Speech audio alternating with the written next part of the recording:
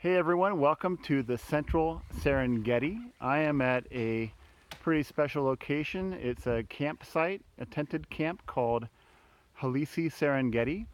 And a couple of things I wanted to talk about the geography of the Serengeti and the tourism, the tourist economy of the Serengeti, and the kind of role these camps play in that tourist ecosystem.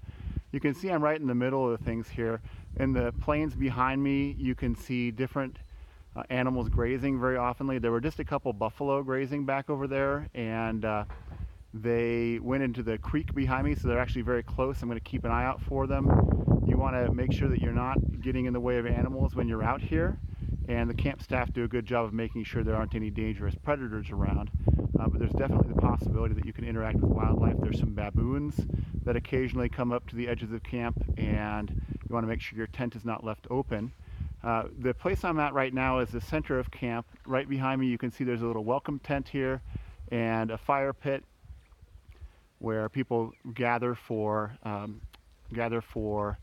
sundowners around the fire. They watch the sunset and they maybe have a cold drink. There's a little welcome tent back there where people, when they first come into camp, are welcomed. The parking lot for the safari vehicles to pull up is right there, and there's a little outhouse if people really need to go to the bathroom right when they're coming or going from their vehicle. Behind me now is the dining tent. So there's a really big, netting covered tent with tables and chairs in the works where people can eat their meals. And I'm going to walk us through camp really quickly here towards a few of the lodging tents. So keep in mind that this is several hours drive from any kind of a city.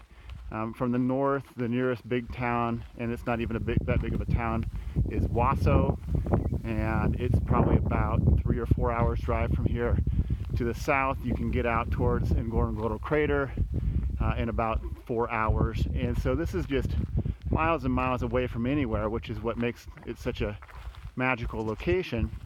What I want to show you now is these tents behind me, and so these are large tents. There's some smaller tents over here that are a little bit more like camping tents, but the tented camp is really all about these large sort of family-sized tents, and there's some that are a little larger than others. I'm going to show you one of the medium-sized ones here in a minute, but the tents are canvas. They're double layered, so the outside canopy keeps the sun and the rain off if there's any rain. Then the canvas interior has lots of mosquito netting doors and windows, and it's kept cool by the shade of that canvas, so it doesn't get too hot even on a hot day in the Serengeti like today, and especially with the netting open.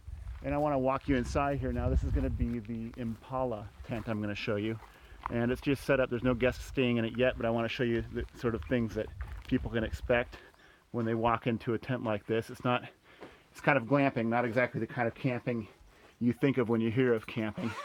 But let's walk inside. First thing you notice right away is there's a light switch here and a bright light that turns on. Before I walk inside, I'm going to show you where that comes from. So I'm walking around the back of the tent now. And what you'll see here is there's a solar panel right there. So all the tents are powered by solar. And another feature the tents have, you'll see here, is they have this bucket hanging in the back. And the bucket's filled with water in the morning. It sits in the sun all day. It becomes warm. They might top it off with a little hot water in the evening, and then you can have a warm shower right as you come back from a dusty safari. So that's a nice touch for camping, to have a warm shower enclosed inside of a tent. And let's walk inside the tent now. I'll show you what's going on in here. Take a little while for my eyes to adjust to the light. So what you have here is this is one of the mid-sized tents. It sleeps up to 3 people, and so there's a double bed and a single bed, and there's quite a lot of room in here for a tent. I'm standing quite easily. You can see it's over my head. There's these solar powered light switches that give you plenty of power. You can turn the lights on as you go, and it gives, it's not very bright now because it's daytime, but they give you plenty of illumination at night. And briefly, there's just a sleeping area here, and that's the main part of the tent. There's a little desk with some filtered water available. The camp filters all their water to save on plastic waste, because they don't want to use disposable plastic bottles. Back in this room, we've got the shower. I already showed you the outside of that, but there's just a, let me show you this here. There's a shower head there, and you just turn it on, and you have to take military-style showers where you turn the water on, and then to soap up, and then soap up with the shower off, and then rinse with the water on again, so you save enough water. But it's actually quite a bit of water they put in there. And then also in the tent, and this is important because you don't want to be walking across the grasslands in the middle of the night when there might be a hyena out there or a buffalo out there, and the animals do come into camp at night. Here they've got a little toilet, and the toilets are pretty slick. The toilets are self-contained little porta potties that have the same sorts of features that you would get from a porta potty, but are actually quite a bit cleaner. They're cleaned daily, and they have a little pump handle that flushes them. And it's a nice little setup. They clean them daily. They take all the waste out when you use them, and it stays clean and fresh. And the bathroom zips away, so you have your own bathroom in the tent that is it's pretty convenient. And the neat thing about this whole facility to me is that I'm going to turn my lights off here so I don't waste any of that solar power they're trying to put into batteries right now. The neat thing for me about this sort of a tented camp is it lets people experience the Serengeti, and it's really a magical place. One of the great national parks in the world, and teeming with wildlife and just an amazing landscape. It lets you experience all of that. But the cool thing to me is that when the rainy season comes around October and tourists stop coming to see all these animals, they take all these tents down, and all that's left is grass. That's it. And so to me, that's really low impact. I really admire that about this sort of camp that tries to be a little more harmonious with the natural environment and use sustainable resources. So less emphasis on the use of plastic, solar power for almost everything.